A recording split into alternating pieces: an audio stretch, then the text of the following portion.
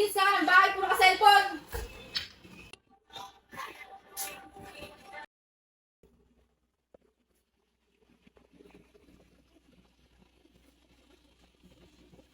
Ano to?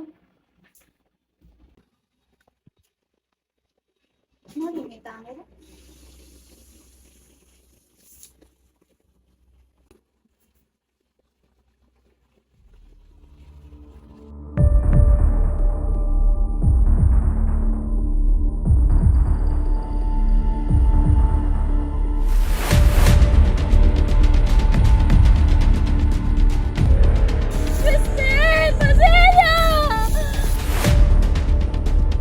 Hayaan kitang insultuin ako ngunit hindi ang alaala ng aking ama.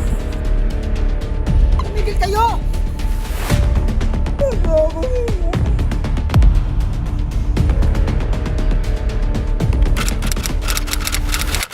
Alamin ninyo ang kwento ng mga taga San Diego, kung saan maraming malungkot, masungit, at marami rin na nagsasaya na parang walang problema o di kaya'y nagkukunwari lamang na walang problema. Sa Calle Analuego ng Binundok, sa isang malaking bahay na pagmamay-ari ni Don Santiago de los Santos o higit na kilala bilang si Kapitan Tiago. Siya'y nakilala sa kanyang angking kabaitan at kayamanan. Isang araw sa kanyang tahanan, nahati ang bulwagan ng bahay sa dalawa. Sa isang banda ay naroon sina Padre Damaso at iba pang maharlika. Nagkakasiyahan sila habang nagpapalitan ng mga kuro-kuro at biruan. Pinakamaingay sa kanila si Padre Damaso. Hindi ba ninyo batid na marami sa mga Indio ang mangmang? Padre Damaso, hindi ba ninyo batid na nandito tayo sa tahanan ng isang Indio? Matagal nang ipinagpalagay ni Tiago na siya'y hindi isang Indio. Inuulit ko, wala nang makakatalo sa kamangmangan ng mga Indio. Natigilan ng lahat nang biglang dumating ang may bahay, si Kapitan Tiago. Pinagagalak ko ipakilala sa inyo ang dahilan ng kasalong ito. Ang anak ng natira kong kaibigan na si Don Crisostomo Ibarra. Buenas noches, amigos, at sakura ng ating bayan. At sa matalik na kaibigan ng aking ama, Padre Damaso. Hindi ka nagkakamali. Ako nga si Padre Damaso. Ngunit kailanmay hindi ko naging matalik na kaibigan ang iyong ama. Bakit kaya wala pa siya? Sinilip ni Maria Clara ang bintana nang makita niya si Crisostomo ay agad siyang nag-ayos at nagpaganda. Pumasok naman si Crisostomo at siya'y sinalubong ni Tia Isabel. Magandang araw po, Tia Isabel. Magandang araw din, Tito. Nariyan po ba si Maria Clara? Maupo ka muna lamang at tatawagin ko siya sa buhay. Maraming salamat.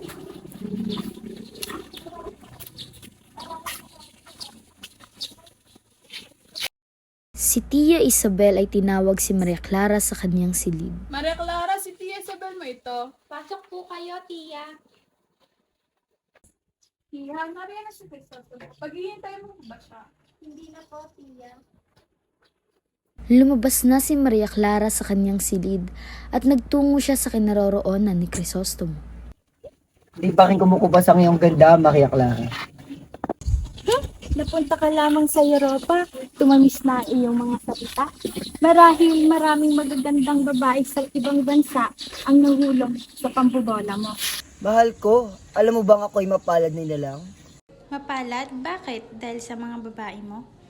Mapalad dahil napagpasyahan ng ating mga magulang na ako ikasal sa pinakamagandang babae na ngayon na sa aking harapan. Asus, ginola pa ako.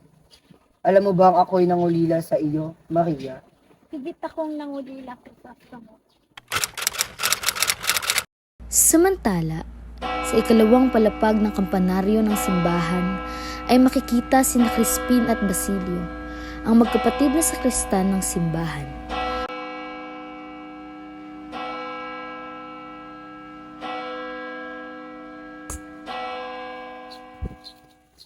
Magpahinga na muna tayo, Kaka. At kanina pa tayo nakatayo, nagpapanood ng kampana. Hindi po pwede. Pagagalitan tayo ng sakristan mayor. Oo nga pala. Ilan na sasawarin mo ngayong buwan? 2 realis na lamang, Crispin. Bayaran mo na kaya muna ang sinabi nilang ninaka ko ng ginito. simbahan. Sige na, baka hindi na sila manggulo at makauwi na ako. Naku, Crispin. 2 multa na ang inabot ko sa Kristan Mayor. At ang sinasabi nilang ninakaw mo ay 2 onsa ng ginto. 32 reales. Kumbaga, 32 kamay. Hindi sapat ang kinita ko para mabayaran ang hinihingi nila. Natatakot na kasi ako. Napakasama ng kura at lalo na ng Sagristan Mayor. Napakasinungaling ilang lahat. Mauna ka na kaya, Kaka. At sabihin mo sa inang na ayaw na natin magsagristan. Maniniwala sa iyo yun. Sabihin mo na hindi ako makakauwi at may sakit ako. Huwag kang magsasalita ng ganyan, Crispin.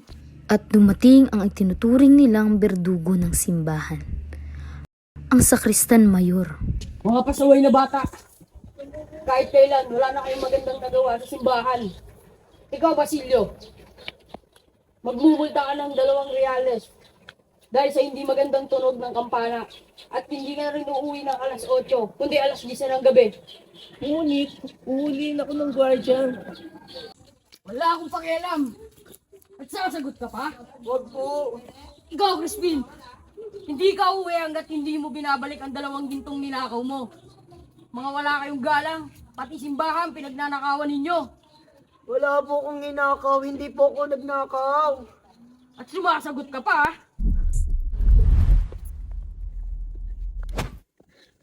Okay ko po, tama na po. Tama na po, maawa kayo! Mga pigilan! Wala nang nagawa pa si Basilio para sa kapatid. Tanging mga hambalos, hintik na sigaw at daing na lamang ang kanyang narinig. Pagkatapos noon, ay isang nakabibinging katahimikan. Pagdating ng 10 ng gabi, ay nakapinid na ang buong simbahan. May maririnig na 2 putok ng baril sa lansangan, ngunit walang sino man ang pumansin.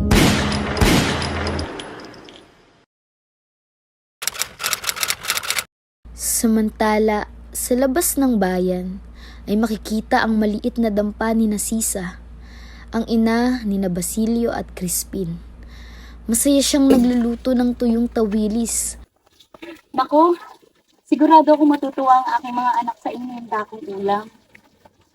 Nakikita kong gutom na sila mula sa simbahan. Sigurado akong maglalaway na si Crispin at Basilio kapag ito ay nakita nila. Habang naghahanda si Sisa, ay siya namang pagdating ng kanyang asawa, si Pedro. Sisa, Sisa! Nagugutom ako! Aba, mukhang masarap yung hinain mo ah. Matikman nga. Pero Pedro, sa mga... Tumigil ka, baka ikaw mapagbuntung ako ng galit ko. Itong pagod ako. Harap nga. Pedro, maawa ka naman sa mga anak mo. Bakit? Asawa mo ko, di ba? Dapat lang nga kumain ako. Pagod Bago ako. pa matapos ni Sisa ang kanyang sasabihin, ay nakain na ng kanyang sugapang asawa ang ulam. Alis na ako. Pedro, hindi mo man lamang ba hihintay ng mga anak mo? Ang alam ko ang ngayon ang sweldo ni Basilio. Ganun ba? Sige, pagtabi mo na lang ka sa Reales at baka mahuli pa ako sa sultado ang itinali ko. Wala nang nagawa pa si Sisa. Sobrang kalungkutan niya kaya pinasaya na lamang niya ang sarili sa pagkanta. Nagluto na lamang siya ng natirang 3 pang tawilis.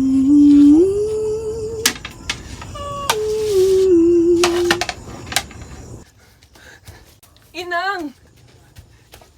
Inang! Sus ka, Joseph Basilio! Ano nangyari sa'yo? Huwag kang mag-alala, Inang. Ngunit si Crispin naiwan sa kumbento. Naiiwan! Ngunit, siya ba'y buhay? Salamat naman. Ngunit ano nangyari sa iyo? Bakit ka tuguan? Ako'y tumakas sa kumbento. At ngayon lamang ako pinauwi ng Sakristan Mayor. At hindi daw ako makakauwi, kundi alas 10 na ng gabi. Bawal nang maglakad ng alas 9. Kaya nung nakasalubong ko ang mga gwardiya sibil sa bayan, at siniguan ako ng QNBB. Kaya nagtatatakbo ako at pinaputukan po nila ako. 10 punglo ang dumapli sa aking noo. Parang iya talaga mga gwardiya sibil. Wala talaga silang puso. Halika anak, at gagamutin natin ang mga sugat mo. Nagtungo si Sisa sa mga gwardiya sibil. Ikaw ba si Sisa, ang ina ng mga magnanakaw? Opo, ako nga ho si Tita. Ngunit hindi magnanakaw ang aking mga anak.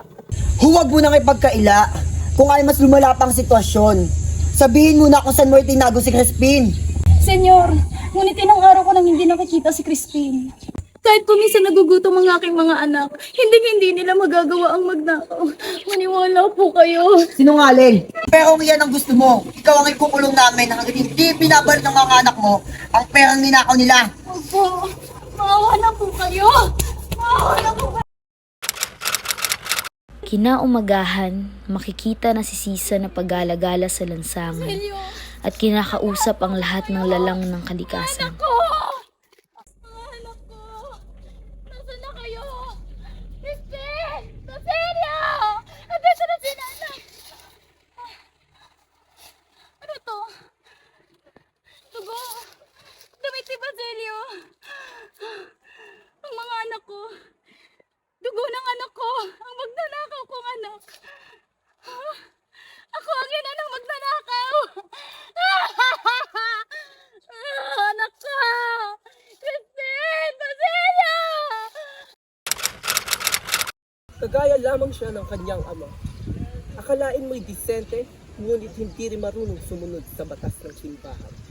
Patawarin mo ka Maria Clara, ngunit hindi ko na ito matitiis pa. Kaya tama lamang din na namatay at ako lang siya. Hayaan kitang insultuin ako, ngunit hindi ang alaala ng aking ama. Maghunos dili kang Ibarra!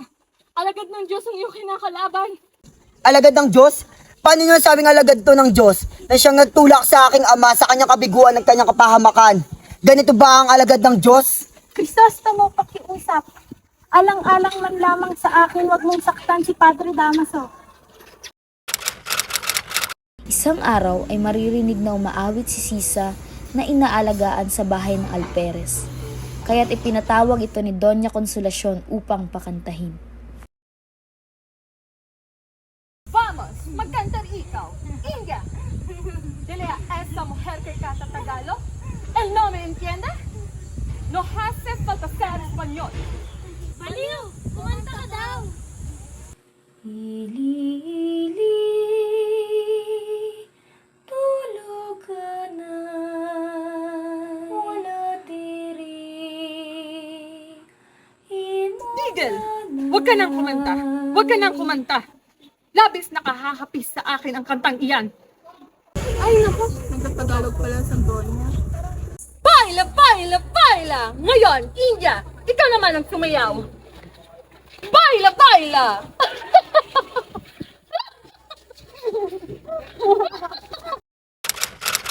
Naglalakad ang mag-asawang de Espadanya sa lansangan sa katanghaliang tapat. Pangit ng mga bahay. Talagang isang Indio lamang ang maaaring tumira. At aba, mga walang galang. Hindi nyo man lang bibigyan pugay ang mga katulad naming maharlika. Hindi ka taka-taka bakit ako maraming narinig na pangungutya sa mga private tungkol sa kanila. Bakit ganyan kayo makatingin? Naiinggit ba kayo? Huwag kang esposa. Huwag kang Tumahimik ka kung ayaw mo. Kaya sa madaming gusto tao.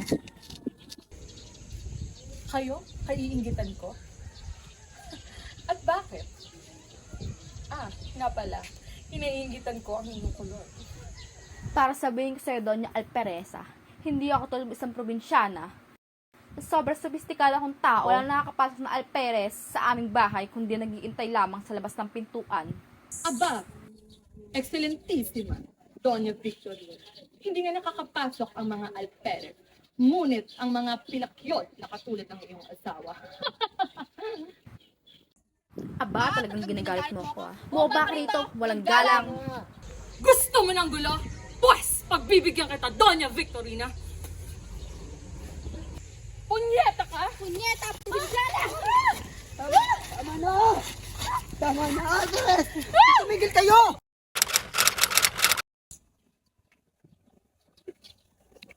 Kristostomo!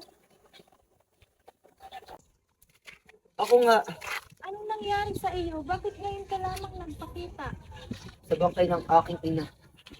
Ako'y lang akong paliligayahin kita, Maria Clara.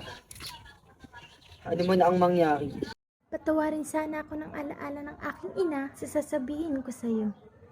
Natuklasan ko sa gitna ng aking karamdaman ang aking tunay na pagkatao. Ang kinikilala kong ama, hindi ko tunay na ama.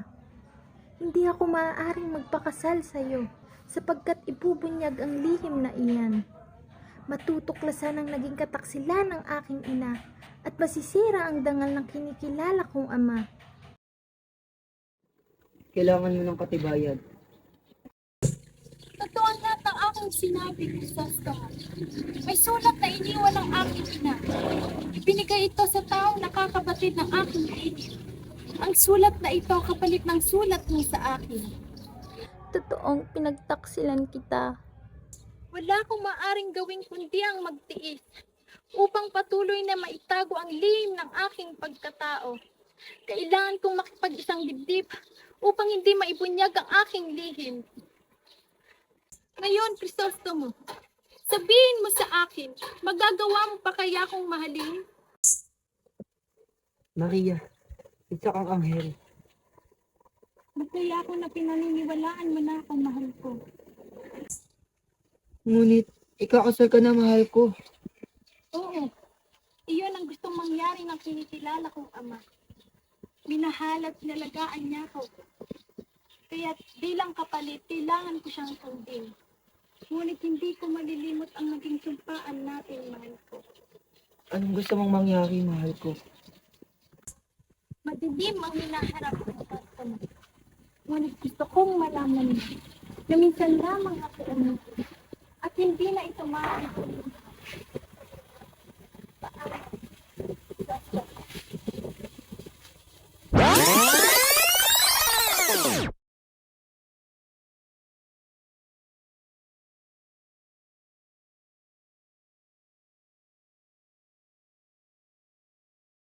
Ili